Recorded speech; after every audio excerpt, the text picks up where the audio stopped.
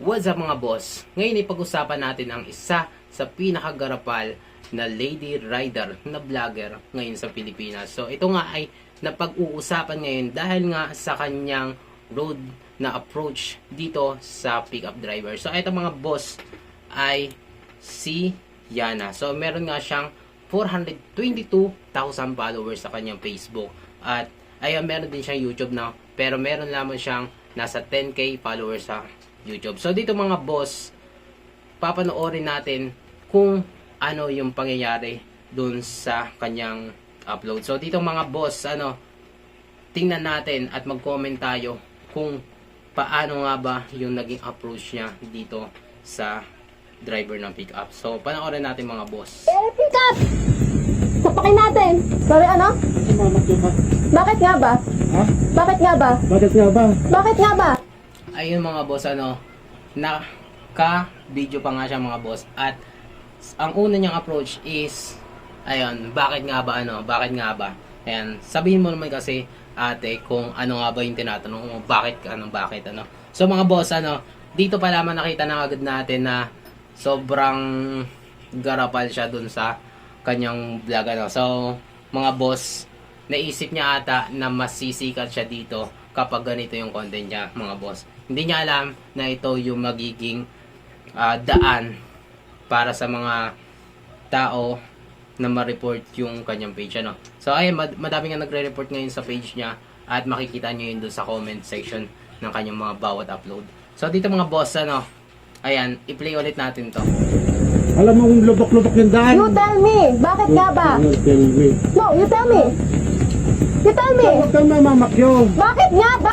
Ayun mga boss, una pa nga lamang mga boss, tinatanong nga ni kuyang driver kung bakit siya nag-dirty finger sa kanya, pero hindi nga niya sinasabi, So si kuyang driver ng mga boss, hindi niya alam kung bakit siya nagagalit sa kanya, So nagdadrive lamang siya ng payapa, syempre malubak dito mga boss. At kailangan na mabagal lamang siya mga boss, So ayun, wala siyang kaalam-alam bakit nagagalit nga itong lady rider na to, Siguro mainit lang ang ulo dahil mainit nga yung panahon. Ayan, or gusto niya lang talaga mag-trending mga boss. Ayan, panoorin natin. You tell me. Nagit-git nyo kasi. May side mirror pa ako wala. Hindi ka gumagamit side mirror mo? Dumbass. At dito mga boss, ayan, sinabi pa nga niya mga boss na may side mirror ka, ako wala. Ano mga boss, So, hindi ko maintindihan mga boss kung bakit ang dami ng mga rider dito na gusto ng walang side mirror. Imagine mga boss, ang hirap-hirap ng tumawid-tawid, ng wala kang side mirror mga boss, So, ako nga mga boss is personally is kailangan ko talaga lagi na may side mirror kasi ang hirap talaga na hindi mo nakikita yung nasa likod mo mga boss, So for safety lang din talaga yan, kaya nga ini-require yan ng LTO mga boss, Ayan, so i-play ulit natin. Ikaw ang wag ganon. You use your side mirror. Because, notice ko nila. Ano yun? Beaches daw, mga boss, So ito mga boss, yan, ang lakas ng loob niya na magsabi pa ng use your side mirror, pero wala siyang side mirror mga boss, So saan siya kumukuha ng katalinuhan mga boss? Ayan, panoorin natin. Kung ganyan ka pa, sira ulo. Pwede mo ang fucking plate number yan. Ano po? My Sobrang dami na niya yung sinabi, sa vlog niya. At para siyang hindi vlogger na na aware na meron siyang naka-video, ayan. May video nga siya mga boss. Ayan, dapat medyo medyo lido siya sa pakipag-away or sa pagsasabi sa mga tao, o sa pagsasabi ng masamang bagay sa ibang mga tao, So, pa. Marami ko yung pangit ng pickup. Ayan. So mga boss, baragin pa nga yung pangit daw na pickup, ayan. So, medyo mahal po ang pickup mga boss, ayan. Pero, siguro mapera din si ate, ayan. Kaya sinabi niya na pangit yung pickup, Pangit ba ang pickup? Magandang pickup mga boss. Ayan. So, eto mga boss,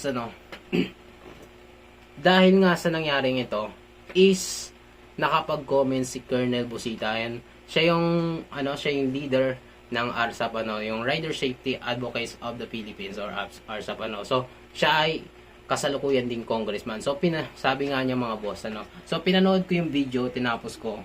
Rough road, yung tinatahak nyo. Hindi pwedeng bilisan masyado ang pick up. Yung takbo niya, dahil matagtag.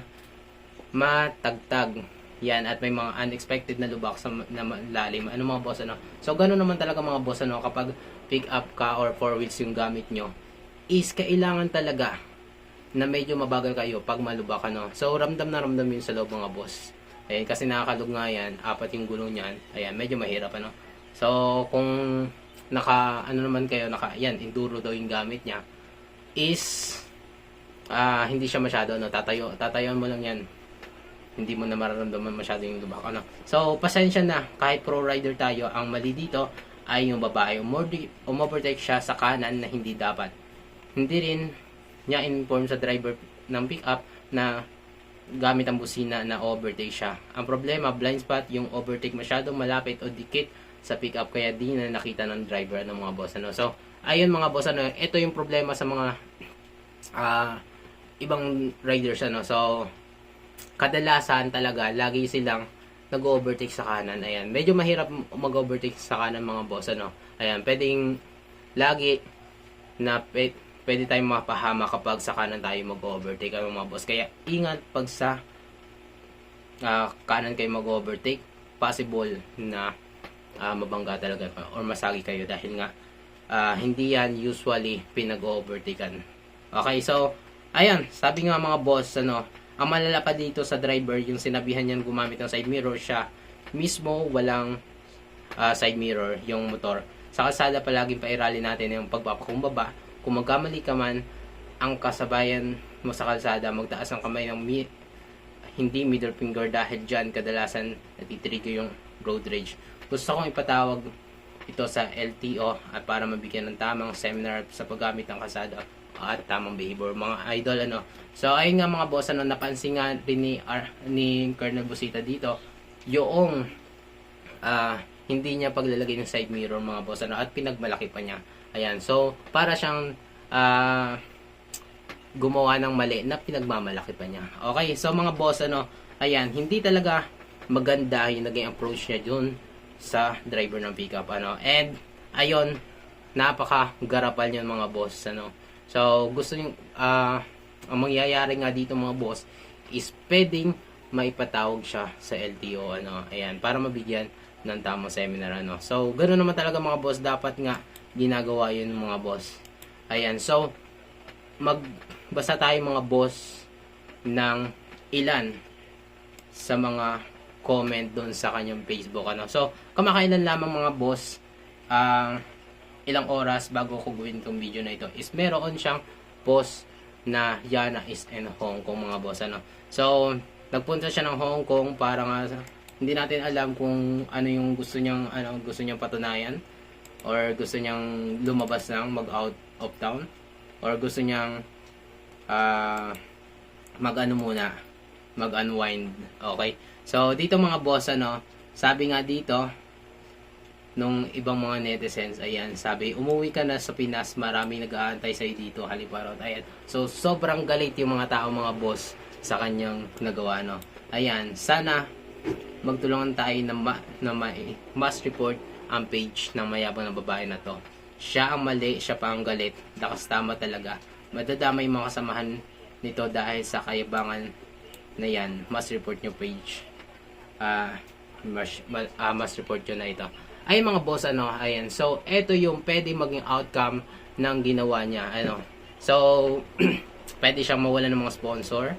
Okay, and ayun, maraming nagmamas report dahil sa galit sa kanya. And remember mga boss, merong mga malalaking vlogger na malalaki yung followers na mass report, and ayun, nawala na sila sa mundo ng social media mga boss, Ayan, so hindi natin alam kung hindi siya magpapakumbaba. Ayan, pwedeng bumaba yung followers niya, or pwede rin mga boss, mawala na entirely ang kanyang Facebook page, Okay, so dito mga boss, ayan, tingnan pa natin yung ibang mga comment. Okay, so dito mga idol ano, ayan.